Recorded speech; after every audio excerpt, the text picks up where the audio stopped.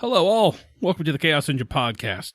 My name is Chris, and we are here today for a very special interview with Sydney Amanuel of the Glass Cannon Podcast, Lost Mountain Saga, and various other projects that she's done. If you've never listened to us before, we are an actual play podcast that really tries to go for a friends at the table vibe. You'll hear in our other episodes that we do a lot of jokes, a lot of, I hope, good action and fun times, but we really want to focus on you feeling like you're at a table with friends, because that's what we are. We're all a bunch of friends who got together and made this. We sit in the basement in my house, and we record these episodes.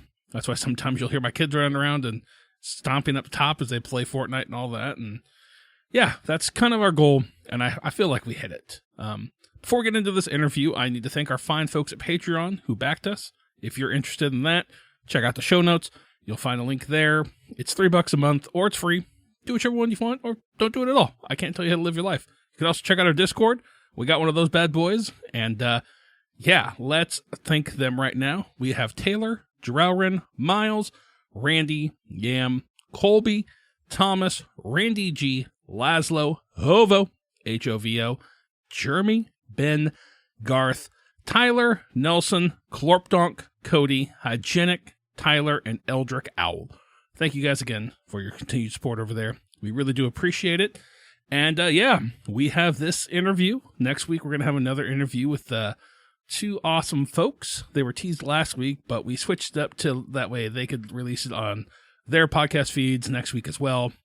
We're all just here being a big old team. So that's all I got. So, hey, have a great day, and we'll chat you later. Hey everybody, this is Chris, back here with another interview, and this time I'm sitting down with the amazing Sydney Amanuel from the Glass Cannon. You are also on the Lost Mountain Saga, and you also have done a couple video game podcasts, if I remember correctly, as well. Yes, somebody Googled me. Oh, nope. Someone follows you on Instagram and other social medias. Hi, Chris. Thank you so much for having me on. I'm thrilled to hang and to chat with you. Yeah, I'm really excited to talk to you because, I got to talk with Ross Bryant and learn more about improv, and I find your line of work super fascinating. Like, you do props and various other stuff for TV shows and whatnot, right? Yeah.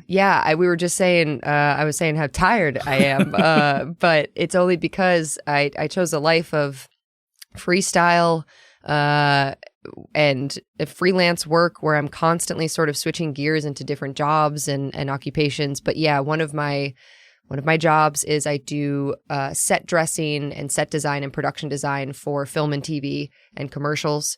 And when I'm not doing that, I'm an actor, and I do improv, and I do TTRPG, actual play podcasts and shows. So it's a lot of worlds crossing over. And you stream video games too. Don't forget that. And hey, and that's technically, hey, if I'm making a little bit of money, that's technically a job too. Exactly. So I stream on Twitch as well. If you have to put it on your taxes, I'll count it. So exactly. Is it a write-off? I'll count it. How did you? So yeah, did you go to school for like film? To get into the set designing, or did you go to like Misha, one of our players, she did a lot with costume design and whatnot. She went to school for making costumes and whatnot. How did you go that route into doing set dressings and whatnot? Yeah, I went to school for film, performance, and linguistics. Okay. Useless degrees. But I went to school primarily, I knew I wanted to be an actor, but I also knew I had a really strong interest in the art department in film. Mm-hmm. But that's such like a specific trade to learn. Like you kind of learn that by joining the film industry. Okay. And working on sets. They don't really teach that specifically unless you go to like a film institute, I guess. But I went for film, and I definitely learned a lot about film studies, film production, performance. I was doing a lot of theater, and improv and sketch comedy and like writing for comedy in college. And then when I left college, I primarily was focusing on acting and film. So I sort of just took what came. Okay. And when I first started out, I was a PA on film sets. Then I gradually became a script supervisor. And then eventually I just started telling people like, hey, I don't want to do that stuff. I want to do art department. So if you want to hire me, I have never done it, but like we're making short films here, so take a risk. Yeah. And then I started doing this art department stuff, and I really fell in love with it. It's really fun. It's like interior design, but I like to joke that it's kind of like fake interior design because most of the time nothing's made to last, and you're working sometimes with like 2 walls to make a whole room look realistic. So it's really fun. It's really challenging. I've done some fun commercials, some like Super Bowl commercials and stuff. Oh, wow. Yeah. So I've done like, quote unquote bigger projects. And I really like that every project is different. So sometimes it's making a house look like a Midwestern home, for a football game or something. Mm-hmm. And then other times it's like, we need a spaceship interior and we have $2,000. So there's a lot of challenges. And I really enjoy that it's always different every time I take on something. That's awesome. Yeah. I have one friend in the film industry. He works over in the Carolinas. I don't know which one. He primarily works with Danny McBride. So he did Righteous Gemstones and Vice Principals and stuff like that. So it's always cool to talk with him. We get like a little bit just like, oh man, how did you guys pull this guy in, and hear his backstories and all that. So same with you. Like, it's cool to see this kind of the path that are woven through this industry. So totally. And I mean, I'm lucky enough where I get to be freelance, so I can do these projects, and then I still have time to pursue other things, like doing the podcasts and like pursuing my acting career and music and things. So I feel very, very lucky in that regard. No, absolutely. I wanted to talk to you about your music as well. We'll get to that a little bit. People, I tend to say that for last because we're very big on music here on the podcast. So it's always fun to talk to music about people. But what got you into tabletop gaming? Did you start at a younger age? Did you go to it like in your 20s, or how did that work out for you? Yeah, I got to it later in life. I got to it in my 20s. I sort of missed the boat. It was if I had one friend who was playing D&D in middle school or high school, I would have been in 1,000%. Like, that would have been so my shit. But I didn't have a family member who played. I didn't have a friend, no cool uncle. But I kind of missed it. And I sort of avoided, I was very self-aware. And, I was bullied in middle school, and I sort of avoided being associated with extreme nerd culture. Yes. Yes. I got approached to be an anime club. They knew I loved anime, and I was like, no, you guys have to go away. You guys can't come. Stop asking me. It's social suicide. I just didn't want to be bullied anymore. But so I never got into it. And then later in life, I was living in Massachusetts. I was working at a horse farm and a veterinary clinic. Classic, got out of college and had no prospects. Right. So I woke up at 4 a.m. every day to shovel shit in a horse farm, and I needed stuff to listen to. I was desperate for media, mostly podcasts. And I was I'm sick of NPR. I'm going to blow my brains out. Give me something fun. And somebody I worked with, she was like, have you ever listened to D&D shows? And I was like, no, I didn't even know that was a thing. What do you mean shows? And she introduced me to the Adventure Zone. Okay. The classic McElroy Brothers show that blew up. And I jumped on it, and I was like, oh, this is awesome. This is comedy, improv, narrative storytelling, all these things that I loved, and they're rolling dice, and it's gamified, and I love gamifying stuff. So I got super into that, listened to it. Then I discovered Critical Role. Then I discovered all these other actual play podcasts. And it was crazy. It was very synchronicities of the universe. I was listening to these podcasts, really, really into it, moved back to New York, saw casting for, at that time, I hadn't listened to them yet, but Glass Cannon. And they were looking for someone who knew tabletop role-playing games, did improv, was a voice actor or actor. And having since listened to those podcasts, I went to my local gaming cafes. I played with complete strangers. I was very brave. I was super brave. I just went in on a Sunday alone, and I was like, hi, does anyone want to play Dungeons and Dragons? Such a crapshoot. Oh my God. And five dudes, of course, all dudes, yeah, of undetermined age. I couldn't tell you if they were in their 50s or if they were 18. I have no idea how old these men. How many were balding? That's usually a good sign. No balding, but some wore hats. Okay, yeah. Some had hats on. Okay, cover it up. Gotcha.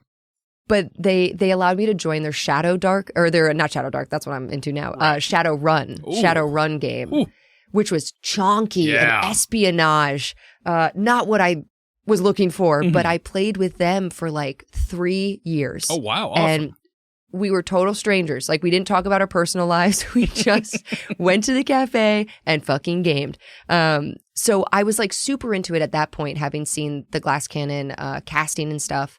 And that's really how I got into the performance side of it. It all just kind of, it felt very natural. I was like, I like this thing. I've been doing it. Now I see this as like a profession. And I started with them. And yeah, everything clicked. I was like, this is amazing. I want to do this forever. I love this type of storytelling. I love this type of acting. And I've, having started with them, been really lucky. And like, I've gotten to play on Lost Mountain Saga that Ellie DiLorenzo made. And so many other shows, Faster Purple Worm Kill Kill, and like all these fun live shows at cons and stuff. So it's been super cool. Absolutely. Yeah. I had a similar thing with you. I was invited to play D&D in high school, but I was too cool into new metal, and I was like, that's for losers. No, there's such a crossover, new metal right? and D&D. No, I'm with you. Oh. But they played at a church, and so I was like, no, I'm not going to go to a church. Wow. Yeah, so I didn't play until college when I really got into it. But yeah, Could you imagine the merch collabs for your merch for like your new metal band with D&D at this point? Yeah. Oh, it would fly worked, off the shelves. That would be like power metal. But yeah, it's just funny hearing, like, I like, it's interesting to me to hear how people get into this, because I used to run public games when I first moved over here from, I went to college. I live in Washington State, so I went to college about 3 hours outside of Seattle in this little town called Ellensburg. It's a little podunk town in the middle of the state. And when I came back over here, I was like, I need to keep playing D&D, but I know nobody to play with. So I just started running games. And I had a friend who ran a comic shop. And I was like, hey, I'll run games at your comic shop if you need somebody to run. And so I started running D&D encounters for 4th edition. And I started running 5th edition stuff up until I had my first kid. And then, so I know all about the public games and just the choice individuals who come to some of those games. The characters. Yes. The characters, if you will. I had to... But bless them and bless people like you who would run like, if I didn't have a local gaming cafe, I don't know how I would have gotten into it, because I didn't have any friends who were willing to run a game, and I didn't know how to play. Right, yeah. So, and I wanted to play it so bad. I was like, this is such a fun thing to do. And now, I run... I think I have like 6 games I run now. It's too much. It's too concurrently? Much. Yes. Like right now? Yes. Oh my gosh. Yeah, it's dude. a lot. It's a lot. Wow. But it's something I love. It's my wife is cool enough to give me the time to be able to do it. Heck yeah. It's only like once a month we usually meet, so it's not like super time invasive, but it's a lot to balance. So yeah, a lot of storylines. Yeah, definitely. It goes that route. So when you have a character in mind, when you're either in a home game or you're coming to a show, what do you pull for inspiration for those characters? Is it something that you've seen recently, or do you have some ideas that are always floating in your head and you're trying to find a system to fit it to? Or do you just kind of go in and say like, fuck it, I'm gonna roll the dice and see what happens here? Man, it's so dependent. I definitely pull from media. Like, how could you not? I think especially with such wonderful but like fantasy classics and things that I'm familiar with, it's hard not to pull. I think I fight more against pulling than I pull, because I'm like, that's a trope. It's been done. Original. But I think for the most part, the way I go about it is like an actor, I build the character first, not mechanically. I build like the background. I picture them in my mind. I'm thinking, what do they sound like? What do they look like? I find when I'm acting, when I see wardrobe that they're choosing for me, or like hair and like makeup and things, it really helps me to like get into the character. Oh, interesting. And I find the same with TTRPGs. If I can like envision them, sketch them, or just think about that, it really helps me to then make decisions on where I might want to stick, strength and dex or something. Sure. Yeah. But I've recently challenged myself, because in chunkier, it's so dependent on the module too, in the system, because in a game like Delta Green, one of my favorite game modules out there. Amazing game. so good. Or Call of Cthulhu, where you play a squishy person. Sure. I think that way to create a character is far more interesting because your character is going to have so many weaknesses and flaws and things within that system. Oh, absolutely. I think for a chunkier system, I have learned this the hard way with like Pathfinder 2nd Edition. Non-optimized characters are not smiled upon by the gods of Reddit and sort of the gaming community as a whole. And I've never been one for like optimization and min-maxing, and I never found that interesting. But I will say, for a system like that, there's something to be said about building the character first, because there is so many feats, so many trees you can go down of how this character is going to end up, especially at higher levels. And I find that is more freeing when I make a character in a system like that. If I build them first to a way I know that they're playable, they're not broken, they're, like they're good, then I can sit back and be like, that math and kind of harder, tedious technical work is done. Now let me see what I got. Let me see what I picked and morph my character that way. But yeah, I find that I definitely pull from TV shows and from movies. Yeah. And especially I play a lot of women in games because I am a woman. I think it's fun to play women. I play men too, but I like the women. I pull from just the most badass, female main characters. Every character I play, I would just want them to be like Lara Croft, basically. There you go. Can't do that in every game, but that's my hope. There you go. Yeah, I wanted to ask you kind of about that. Now that you play Traveler, obviously you were on Voyagers of the Jump. And I wanted to say, after you did the life path character creation that they have set out in there, is it hard for you to go back to D&D style character creation? Which one do you prefer? After having done that, because I think it's the coolest thing I've ever done. We run Traveler right now, and I spent a good solid 3 months every Monday just making characters for an hour. And just rolling characters, and one time I got stuck in jail, and I couldn't get he was an undercover cop that went to jail and couldn't get out of jail, and I was like, I don't know how to get out. Oh, it was so cool. You didn't die in character creation; you simply jailed your character, and that was for the rest of their life. Yeah, pretty much. It's just it was going so well, and then all of a sudden, I think it was the third life cycle, just boom, jail. Oh no, and they were so young. Oh yeah, and I spent 3 more trying to get them out of jail. I was like, okay, well they're done, they're screwed. So. God, Chris, I love a table. I love a table. I love to roll on tables. Oh, absolutely. I think any system that has tables that they have created, that their brilliant writers have come up with for whatever it is, I think it is the most fun. It's just more dice rolling. And what could be better than that? I think Traveler was the first game I played where that was that type of character creation, where everything was rolled, everything was luck. And I absolutely loved it. I felt like it was so freeing. The story unfolded naturally. You just became this person. Right. And man, I tried to fight against, you try to swim upstream on certain things. You're like, I'm in jail. Let me get out. I think it was in our second season, my first character in our first season was a badass pilot. And that was really fun. She was smart, really great at astrogation. Second season, I was like, oh, I really want to make a drifter, scummy kind of character. And that was my predetermined idea. Mm-hmm. And I could not roll poorly. I rolled I made her from a distant planet. She didn't have great, I think, education was low. But man, she got into college. She continued in college. I couldn't get her out of college. I couldn't flunk her. She continued. Then she got a great job, I think, as a scout. And I was just like, wow, my entire concept for this character is ruined. I can't get her out. But she became this wonderful, wonderful character. But I just had to change it on the fly. I just had to completely let go of all my preconceived notions. And on the opposite end, Alicia Marie was playing, she wanted to play some badass character too. I think they were a cop. I think and so. immediately had a horrible accident. Like lost her leg or whatever.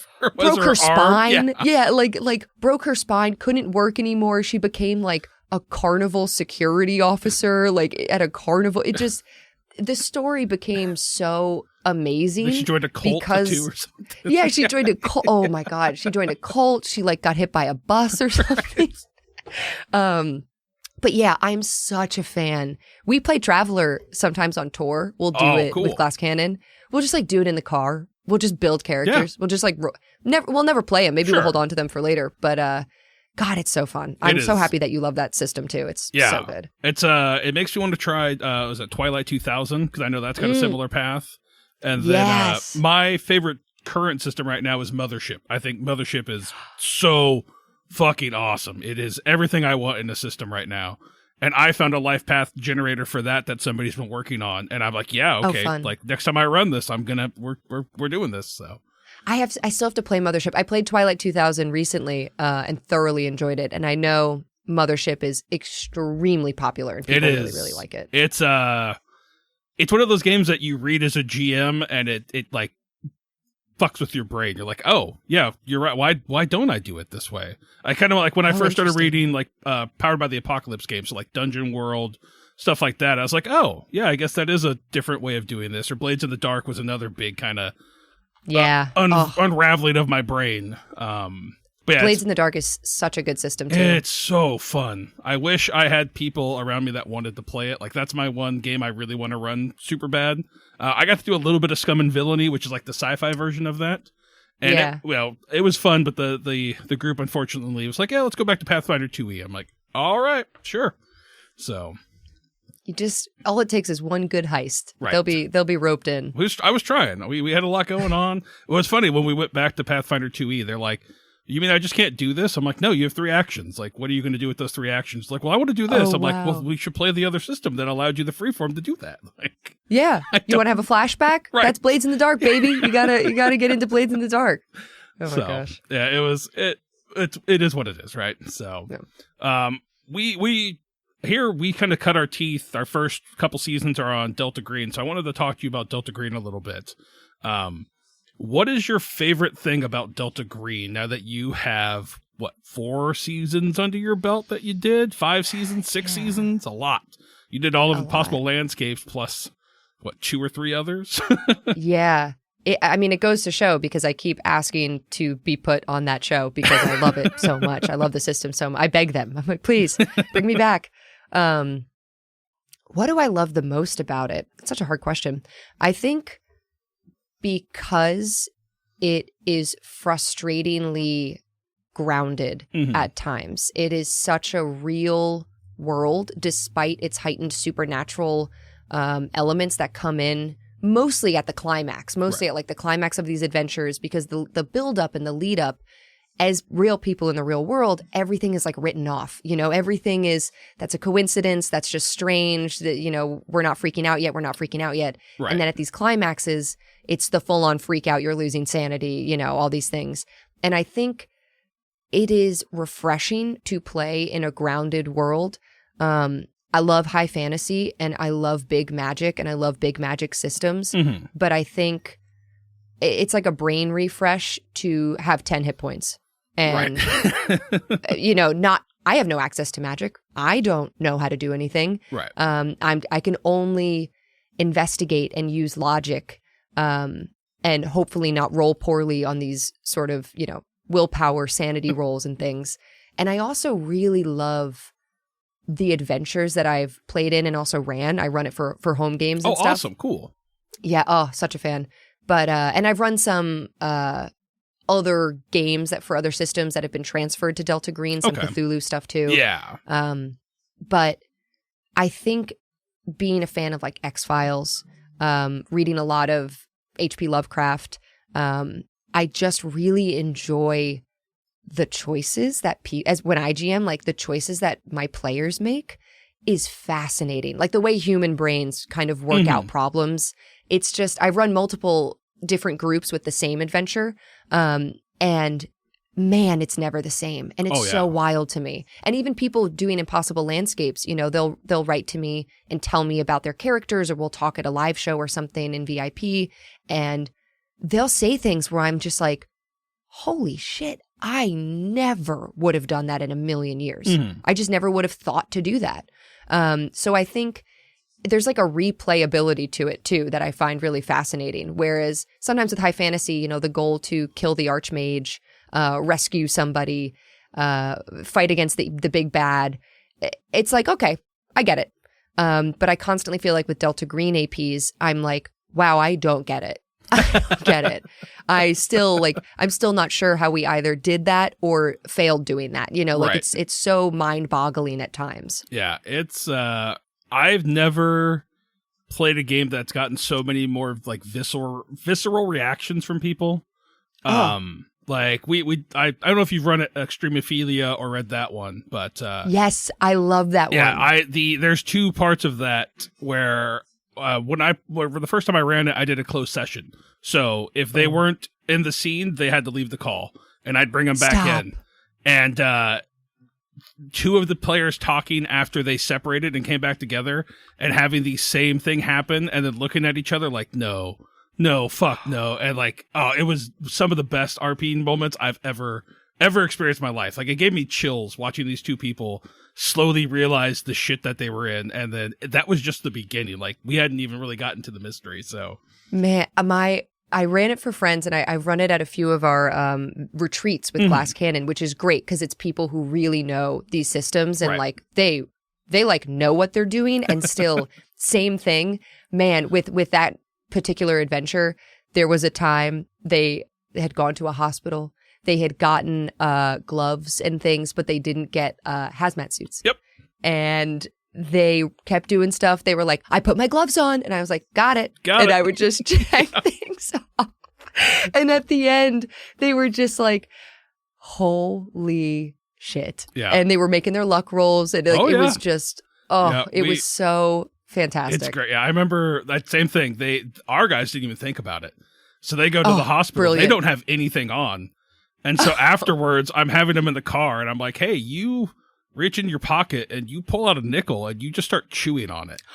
Yep. And everybody just like looked at like, what the fuck did you just say? I was like, yep. I'm like, that's where we end the session. It's like, that's it. We're leaving it there. So, I think one of my characters like took bullets out of her gun and like put a bullet in her mouth and was like sucking on the bullet. And everyone was like, what? Right. There's so many things that you'll just never experience in a Dungeons and Dragons game. I love it. And it sticks with you. Like, I still remember stuff from Impossible Landscapes too, that like that just like fucked me up for the session. Sure. I had to go lay on the couch after and take a little mental break, you know? Oh, that actually leads into my next question of like, what's the hardest aspect of Delta Green for you? Like I know for me, like some of the scenarios like Lover in the Ice, I don't think like that's a little too much for me. I don't really want to role play a lot of that, but what are the difficult things for you in that system that you're just like, yeah. So I think it's definitely like very extremely touchy topics that when played on Glass Cannon, you know, a show for radio, I'm less concerned with that because I'm not afraid to go too far with our group. Like, we're very familiar with each other, more so probably with like a home group, or if I'm running it for people at a retreat or something where I don't really know everybody's background and like I don't know what might be too much. But I think in the opposite way, where like if I was running it for strangers, I might pull back a little. I think what playing it on the network, that is what's tricky, is to not pull back, to like keep going forward and progress the story and make really difficult decisions or really bad decisions that will not benefit your character, you know, that might not be good in the long run of a character. I think we're all so used to D&D where, you know, magic potions and like you have a healer and things, whereas in Delta Green, like my characters have been like shot. And that you can't go to the hospital. Like, they're on the run. Yeah. And it's like, you have to make these decisions of, well, what do we do? You know? And I think instead of shying away and being flippant and just being like, I don't know. I don't know. You really just have to make these really quick, hard decisions. And I find that difficult at times because it's not like comedy improv, which is what I do. I do comedy improv and musical improv. It's just like serious improv where you want to say something that's very impactful and emotional. And sometimes it's hard to come up with that stuff too in the moment. And I'm sure what you say becomes canon. And then I think about it later at night and I'm like, why did I say that? That was so stupid. It didn't matter. I should have said something cooler, something more badass. But I find that's sort of the most difficult thing is to sometimes not slip into comedy or to pull back on it and joke around, but to keep it tonally serious and to like stay in character. Yeah, I think you guys did a good job of that. There's another podcast called Stories and Lies that does a really good job with that, where they take I gotta check them out. A lot more serious than we do. We're pretty serious, but we do slip in a lot of jokes from time to time. So also coping. You gotta cope. You gotta joke around sometimes. Yeah. I like how Pretending to Be People, which I know you guest starred with them as well. Love them. I like how they use the grip mechanic versus sanity to kind of help soften the edges of the portrayal of mental illness and whatnot. I thought it was a really cool thing that they did there. So I played with them for a Delta Green scenario, and they're so wonderful. And they were just like, "Is anything off topic?" And I was like, "Oh, they're great guys. Nope. They're so cool. Nope. Yeah, they're fantastic. Yeah, I'm a mod on their Discord somehow, so it's like no way. Yeah. Oh my gosh. Yeah, I've tell them I say hi. Actually, I think I'm streaming with them on Friday. This will not be out yet, but we're gonna play some Nuclear Nightmare, which is a co-op game where you're basically in the thing in Antarctica, and people get infected, and then you can't trust each other. It's like a social game. Okay, yeah. I've got one kind of like that called "There's Something in the Ice." And so there's like 4 players or however many players you have, and then you designate one of them as the the creature, and they have to work against everybody else. It's kind of cool. I can send you a link to I'm it. into that. I think I found it on Exalted Funeral. I think that's where I bought it from. Okay, but, cool. Yeah. I have a ton of systems that I will probably never run in my life, but I like collecting them. So I kind of want to switch to music here relatively soon, but do you have any suggestions or advice for folks who are going to start running games? I know, like you said, you run home games with your friends. Do you have any modules or books that you thought were really helpful that helped you progress or learn how to GM certain systems? Yeah, definitely. One, do it. Just do it. Just start, especially if it's for friends. They're not going to hurt you. They're going to support you. Everybody wants to play. Yes. Everybody wants to play. So it doesn't matter. Once you start, listen to your group. That's the other important thing. And get a vibe check. Because maybe, like you said, if D&D isn't their thing, if high fantasy isn't their thing, you might be grinding to get them into that system. Mm-hmm. There's so many different systems out there. And I got one friend group who was kind of not on board with the high fantasy. I did Delta Green for them. And they were shocked at what a TTRPG could be. They loved it. They were just like, I didn't know it could be I didn't know we could do this. So try something else. You can always do one-shots. I would say start with a one-shot before a campaign. That's also my big advice. Because even a one-shot, it's going to take you 5 sessions with your friend group. I promise you. Yep. It's going to take so much longer than the module says it will. Absolutely. And I personally, we're starting a new campaign on the Glass Cannon Network. We're starting Shadow Dark. Yeah. Which I am such a fan of now, having played it and run it. It's easy to get into. It's rules light, role play heavy, creative heavy. It's very, if your group isn't into role play, it might not be for them. You have to really think outside the box. The combats will be extremely hard unless you think outside the box and come up with ideas and sort of tactical maneuvers rather than standing and banging. It's not that type of game at early levels. But it is a book that is full of tables. You can roll for, if the improv of it scares you, man, you could roll for everything. You can roll names of characters, who you're meeting, name of a place, name of a tavern, so many things. I ran it for the very first time recently at a retreat, and I generated the entire map, the adventure, the mission, everything on the spot with my group. Oh, cool. That's awesome. Oh, it was amazing. It took so much pressure. Even I get nervous sometimes. It took so much pressure off. So I highly recommend like Shadow Dark. Morkborg is another wonderful one. Oh, I love Morkborg. Speaking of like heavy metal on acid is how they like describe that game. But Morkborg is wonderful. It's easy to get into. Yeah. The rules are easy. The world is sick. It it's is so like incredible. It's apocalyptic. It's so fun. So yeah, just, I highly recommend for once going on the Reddit and looking at different games, just seeing what folks are talking about, because there's so many indie games out there too. That genre wise might be exactly like what you're looking for. Yeah, like Morkborg kind of started this like doom metal punk kind of take. And now there's Vast Grim, which is like a sci-fi take on it. There's Weird Frontiers, which is a Western take on it. There's Pirate Borg. There's Quakeborg, where it's like Quake the video game, but with the rule set. It's ridiculous. There's so much out there. And every time I go to like a convention, there's 7 more versions of something. And then I buy them. Right. And that's that's my go-to system. Like if everyone cancels, or like 2 people cancel the game, like, you guys just want to play some Morkborg? And it's just literally a same. meat grinder. I do the same thing. Yeah, it's like...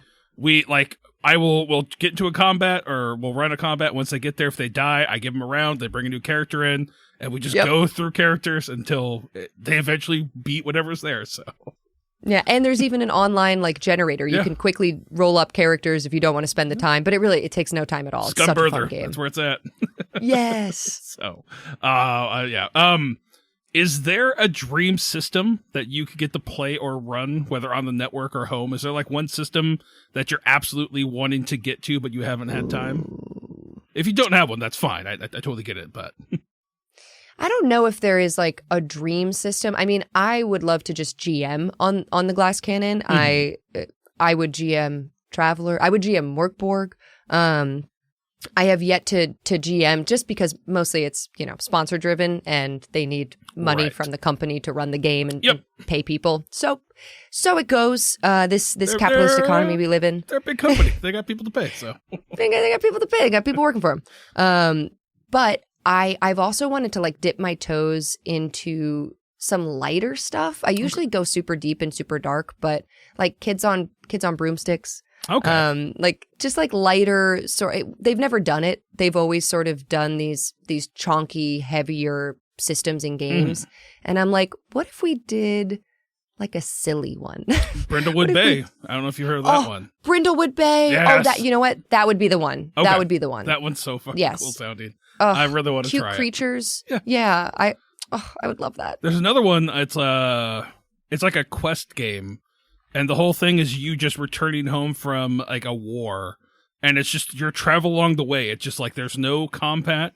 It's just you like heading home or something like that. I forget what it's called, but it seems really interesting. I think there are anthropomorphic animals in it too. I don't remember the name off the top. Wait, maybe that's there's one where there are anthropomorphic. I thought that was Brindlewood Bay, but Brindlewood Bay is the old. That's the old. It's the Murder She Wrote. Yeah. Yes, it's Murder She Wrote. It's Murder She Wrote. There's one that has animals, and I think I was mixing up my Magic deck name with Brindlewood Bay, but there is one that has like cute animals, and you play as like anthropomorphic animals. And I can't remember what it is. Well, there's Mouse Ritter where you play as mice. That one's really deadly. There's Root, which is based off the board game that they have They made a TTRPG Root. Yeah. Apparently, it's based off a Powered by the Apocalypse system too. What? Yeah. As if Root wasn't hard enough to learn. Now I got to learn the whole TTRPG. It looks really cool. I've always wanted to try it, but again, I can't find people who want to play as badgers or rabbits. Oh, shoot. Now I got to look into the Root TTRPG and go pitch it to the boys. There you go. Yeah, it looks really cool. And Powered by the Apocalypse is a great system, so I love the way that works. I trust them. Yeah, me too. So, all right, let's hop over in the music if you're cool with that. You have yourself a band, a solo project, I guess it would say. I think you recorded your album completely by yourself, or 99% of it seemed like. Yeah, I didn't have a band when I created the album. It was me and my producer and Matthew Politowski, who's like super talented musician. And I was going to make it like a lo-fi bedroom album that, I'd recorded myself. And he's a very talented musician. He was like, you know what? let's do a full album. Let's record it fully. I'll help you play the different parts. We don't need to like get a whole band. Like we'll just play the parts and we'll make it sound full. So we started, I wrote all the songs, and he basically would write parts alongside me. And I think over like a year, it took forever because we were just kind of piecemeal creating a full band sound. Made this album, which was self-titled, same as my band, A People Person.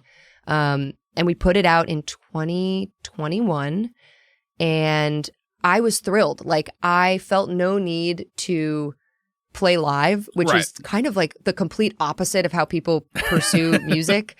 But I was like, I did it. Right. Yay. And it was, I think the next year, my friends who are in the city and all in bands and in the music scene, they were like, dude, let's do a show. Let's like play your album. I was like, oh no, that sounds terrible to me. I have never done that. I've never played live. I've just made this album alone, basically. So they learned my songs. We played a show at this venue, Baby's All Right. It was amazing. And then recently, literally like last week, So I played past another month or so. Yeah, I played another show with my band, which is like different people now because I just get whoever. That works. And it's been really fun. And I would definitely like to play more live shows, but a band is hard. It I is. mean, I'm sure you understand. Yeah. It's getting people together, practicing. I especially felt strange, I think, it being my music. I was like, okay, here's my songs that you have to learn. Right. Here's like how I want it to sound. Right. You're not and playing that I never, right. yeah. And I'm like, oh, that feels so like weird to me and strange. I'm not normally, I just made the album. I'm not like a front woman. Right. But it's been really fun and like challenging, and I've very much enjoyed it. And I've been making demos of new stuff. Oh, cool. I've been working on an EP of TTRPG music. Nice. Which might have lyrics, might not. I'm just kind of like, you know, playing a MIDI right now, figuring it out. That's what I do. So. Yeah, I've been really into it, and it's kind of a refresher from the rut I was in with writing after putting my album out. It's been nice to not feel pressure to make like another rock album and to do something different. But yeah, I'm really enjoying playing music more and playing live shows and stuff. It's been fun. Yeah, it's a great album. I really do enjoy it. I've listened to it a couple times, and I think it's, as someone who, like, it's not necessarily the type of music I normally listen to, it's a nice refresher to get in, like, listen to stuff like that, and I can see the craftsmanship and the quality that's there, and that's really cool. And thank you. As someone who has tried to, over the past, like, 5 or 6 years, try to appreciate music more, like, I just think you killed it. You did a really good job with it, so. Thank you so much. If anybody wants to listen, it's on plug it up. Music platforms, A People Person. If you like sad girl, melancholic rock, you might like it. I tell people always, they're like, what kind of music is it? I'm like, put it on when you're on a long drive and it's like driving music. And they're like, that seems insulting to yourself. I'm like, no, I think it's good for that. I think it's good for that. Yeah, I during COVID, I got like a MIDI keyboard and I wrote a Dungeon Synth album. And I'm like, yeah, man, I'm just going to write this. I'm going to put it out. Like, let's just do it. Like, what's the worst that's going to happen? Is it out there? Yeah. Can I go find it? You can. It's at banditcamp@bandcamp.com. But, heck yeah. It's, heck yeah. Bandit Camp is great. I kind of had I all my life, I thought concept albums were really stupid. And then I started listening to King Diamond, and I was like, well, this shit rules. Like, why wouldn't I? Yeah. So then I wrote a concept album for my first album. And I've got ideas for like a second one of a dwarven blacksmith who is making his, like, it's all his dream weapons that he wants to make. So like every song is based off a different weapon that he's trying to craft. So that's so sick. I'll get there eventually. Concept albums are dope. They are. They're so dope. Right. As soon as you have like a cool idea, you're like, concept albums are dope. Yeah.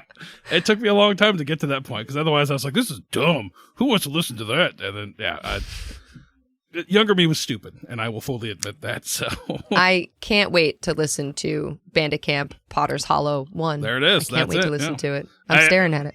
That's good. What do you listen to currently? What are some of the things that have piqued your interest music-wise recently? Oh, man. We're talking about such highbrow music stuff. I'm going to come in with a very hot take.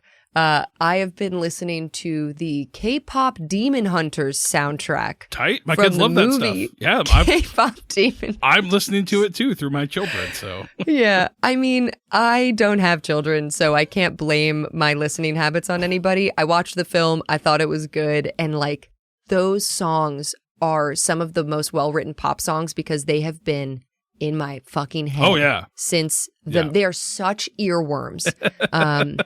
But I've been enjoying them, and like you said, I'm trying to just listen more openly to music too as I get older. Anytime somebody shows me an album or a song, I immediately just check it out. Try to have like no preconceived notions and like poo-poo. Right. But I've been listening to that.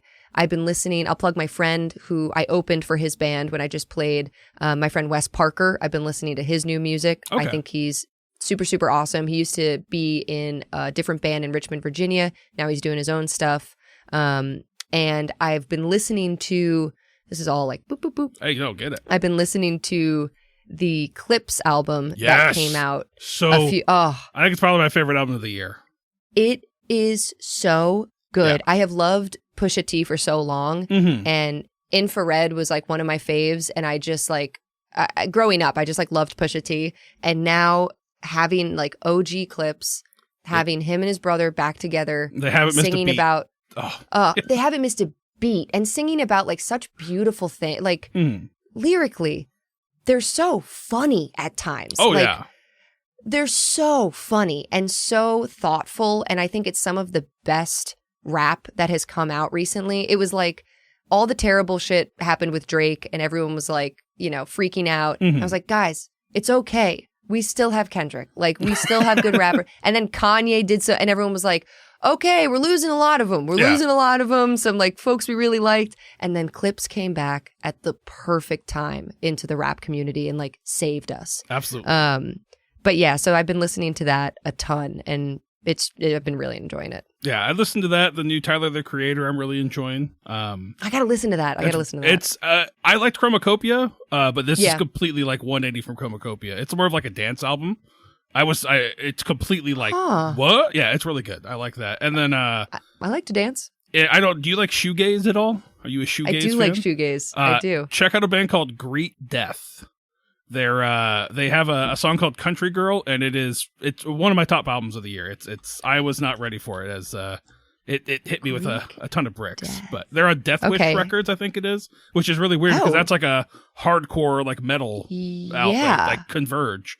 So that's why I was like, oh, okay, well, check it out. So so Greek mythology. Greet, Greet, Greet. Oh, Greet. Sorry, Greet Death. Yeah. Heck yeah. I do love shoegaze. My Bloody Valentine was like the first shoegaze band I ever heard. And then from then on I was like, this is a great genre. I think mine was Band of Horses. I like really got into them and like so good. Like I fell in love with the genre through them and started finding all these weird I get like I have an issue with music where if I start a genre, I have to go to the beginning of the genre and listen from there and then go forward. So like when I got into black metal, I had to go back and find like Bathory and Mayhem and listen to all that to like so I could feel like I understood where the genre was supposed to go. I don't understand it, but it's just something I do. So when you listen to albums, do you always start at the first song and do like a full listen through? Oh, yeah, you're such a good music appreciator. I don't know about such that. A good. I listen to terrible stuff like Cannibal Corpse and saying Swiss Kebab and stuff like that. So I'm not just guttural death metal of just it's so nothing's wrong with that. Nothing's wrong. Like listen to everything. Like what you like. That's what it comes down to. So yeah, there you go. Well, that's awesome. Yeah, that's cool. I'm very, very happy to have another Clips fan. Ross and I geeked out about that quite a bit on that episode as well. So. I'm kicking myself still. I was supposed to do production design for the So Be It music video. And I was in LA on tour with Glass Cannon. Oh, man. And it was like my two worlds. You know, this is like my fear. I'll always have two things at the same time and like you have to choose. And I think the shoot was like the day after our show. And I was like, there's no way. There's just no way I can prep and do it. Oh, yeah. So I didn't get to do it. And I kept texting the producer like, tell Pusha T I say hi. Like, oh, she's like, he doesn't know you. You're not here. And I was like, no. But I did get invited to their premiere for the music video, which was in New York City because Clips was doing a listening party for their album. Cool. So I got to go, and I like didn't work on it at all, but I got to be there. Yeah, and that's awesome. I saw Pusha, and he walked by, and he like was so close to me, and then dapped up like the guy next to me, and I was like, it's as if that was me. It's as if that was me touching him. And then he walked away, and I was like, goodbye, beautiful man. So talented. But yeah, so that was my like 6 degrees of separation. If only. It happens to us all. Yeah. I can't think of any other celebrities I've been that close to. So, yeah. Oh, yeah. I'll be thinking about that for the rest of my life. But maybe I'm hoping in the future, obviously hoping they'll put out another album. Right. And if they do, maybe they'll use the same producers and stuff, and maybe they'll ask me again. That's my dream. I hope you get it. Thank you. I'm pulling for you. Pray for me. Is there any other media that you've been consuming recently that you want to talk about? Any cool books or TV shows that you've seen? Ooh. I have been listening to the audiobook because I've been reading a book, but I've been listening to a different one. I've been listening to the Black Company Saga. Okay, cool. By Glenn Cook. Yeah. Which Troy had recommended it to me a while ago, and I was just on a real fantasy kick. I read like Name of the Wind. Okay. My husband was reading Lord of the Rings, and we were kind of just like the house was abuzz with fantasy. So I was like, you know what? Let me do Black Company because Troy said it was good. So I've been listening to that. I think I'm on like book 5. Okay. Super far in, really enjoying it. Some books are better than others. There's been a few sort of like spin-off-y story books in between other main campaign ones. Okay. All right.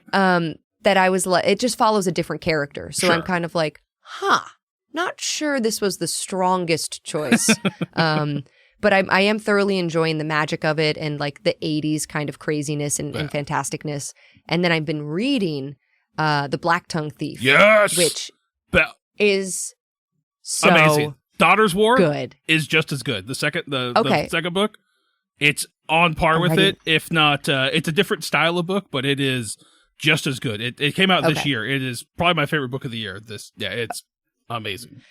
Continuing my, because I'm like getting to the end of it, and I was like, I don't know what I'm going to read next. So perfect. Now I have my next. It's the prequel of the female knight. I forget her name off the top of my head, but it's her story of how she came to be with the Corvids. Yeah. Oh, it's her prequel. Yeah. So it's her going through the Goblin War and everything. Oh, it is incredible. And she's so badass. She is fucking awesome. So much. I love. And it's just the world building thing. Like you think, they can't do much more with fantasy. No. It's all been done. And then there's the stuff. Something that like just struck me so hard was with the horses. Oh, that yeah. There are no horses in the world. Yep. And I'm just like, my heart, my fantasy and horse girl heart. But yeah, I'm so happy that you like that book. Yeah, I'm such a fan of it. It's been awesome. So, all right. Well, cool. I want to say thank you again for taking the time to talk with me. It's been a pleasure. Thank you for having me. And like I said, it's been very cool to see your growth alongside the Glass Cannon and see you getting to do other cool stuff. And you're just an incredibly talented person. And it's very awesome to see you succeeding. And thanks again for coming to talk. So. Oh, Pshaw. I'm making a lot of Pshaw hand motions. Thank you so much, Chris. This was a blast. And I can't wait to hopefully talk to you again in the future when we have more to talk about. I'm down with it. Thank you so much. So. Of course.